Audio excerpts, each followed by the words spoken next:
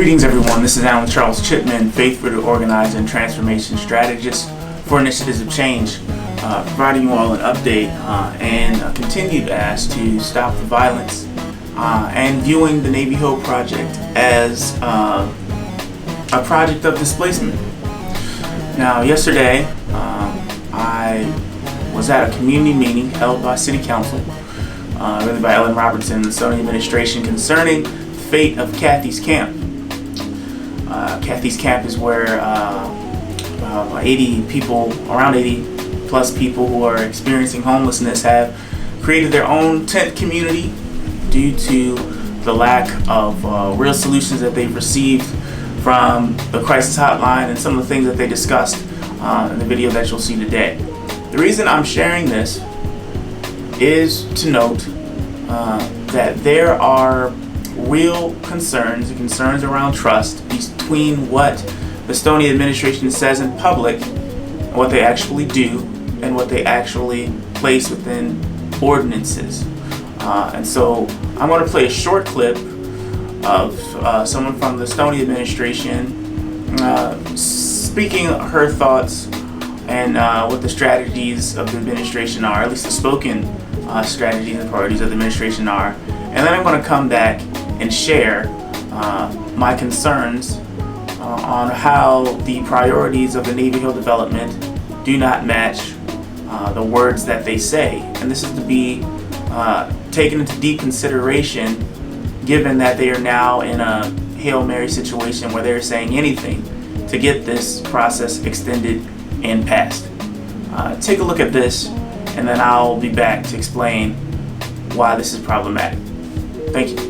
Because again, everybody deserves a right to have a home, not just a bed, but a place to live. All of that costs money, and so if we're really committed here as a city and as a community to helping each other, then I deplore all of you to reach out to your council members and to advocate in the budget season that's coming up shortly to fully fund another 150 shelter beds and put funding in the budget for 300 more supportive housing units. Because while we do have an affordable housing need throughout the city, this is the most critical need that we have and the one that we should focus on until we're able to meet those demands. I also want to talk about where we are today. Today we are in the cold weather overflow shelter. The current situation for cold weather overflow shelters is a part-time place between October and April, only when the temperatures fall below 40 degrees to provide shelter for people. That is not who we are today. Maybe that was the best practice in 1990, but folks, it is 2020. And we need a place for everybody to go 365 days a year, not just when it gets cold. And so again, we are advocating in our strategic plan that this is not the way to help people, because people become homeless in June and in November and in July and throughout the year. And we should always have places throughout the city, not just in one location. I'm appalled at the NIMBYism and the hypocrisy in the city when people tell me that they want to help, and then when we try to fund shelter beds in a particular location that came through the Planning Commission, it was, oh no, not in my backyard. You can put a shelter someplace, but not my backyard. What we're advocating for in this plan is to allow us to have shelters throughout the city, so that you don't have to get on a bus, you don't have to figure out a way to find it, that the services are there where you need them.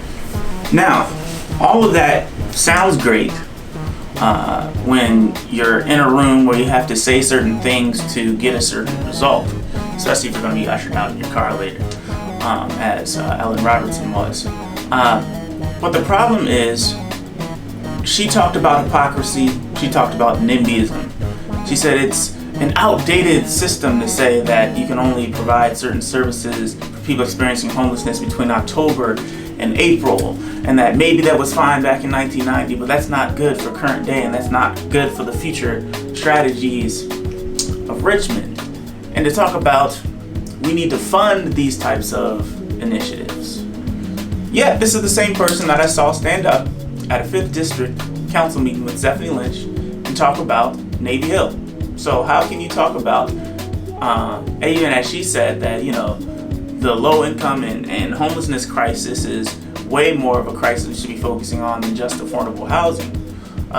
Yet we'll stand up for a program that requires $620 million over years of the city's income to build an arena. There was even someone there who I believe was from the NAACP that talked about they could open up the Coliseum instead of having this ploy that it's blighted to pass the system. But what I'm here to specifically talk about, she talked about, and Blaine called it NIMBYism, this October to April rule. But if you actually read the ordinances,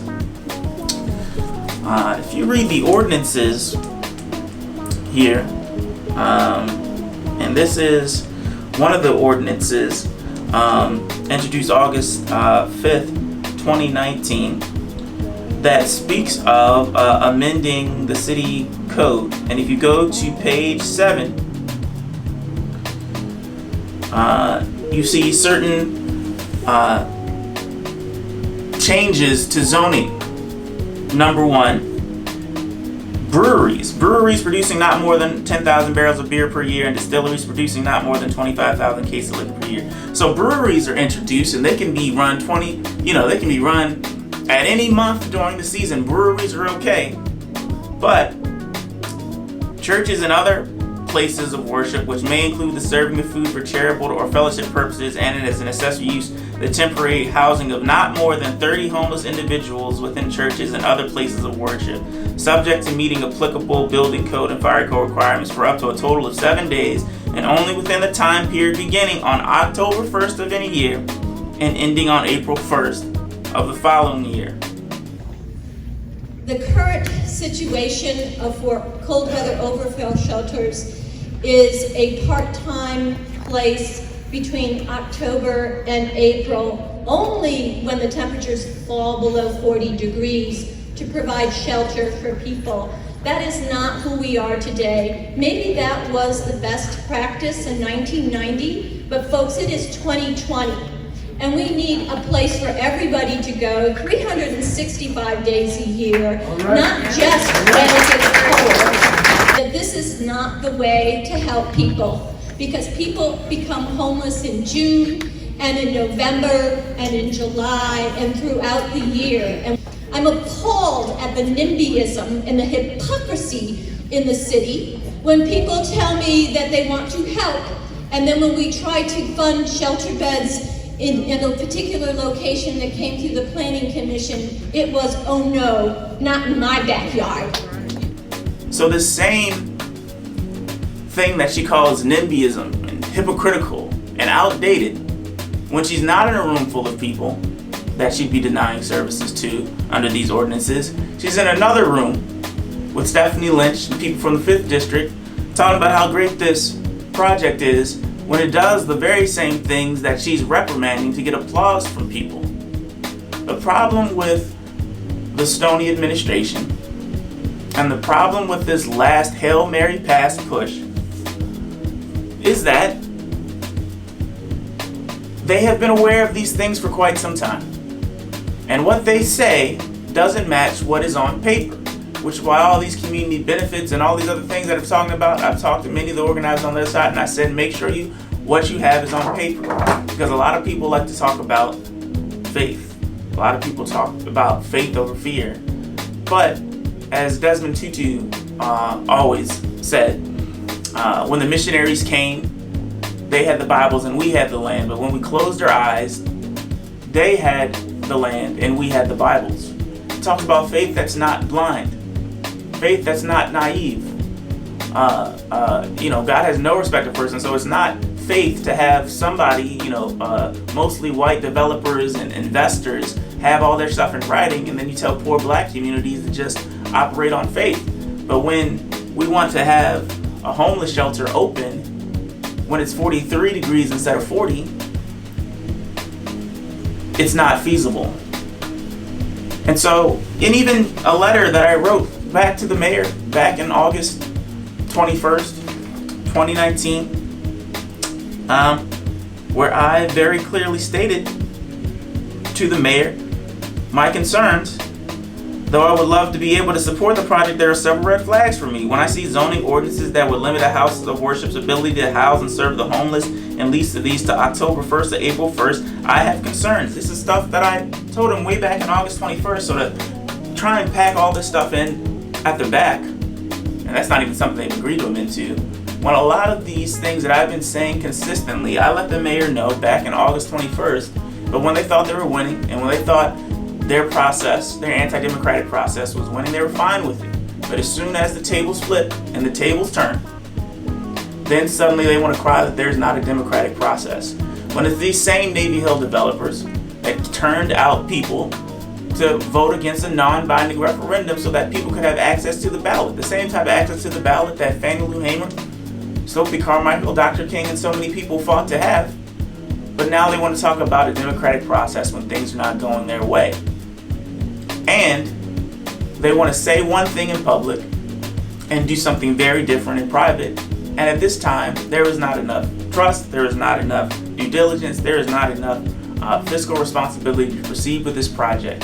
And that's why a vote to stop Navy Hill is a vote to stop the violence. Thank you.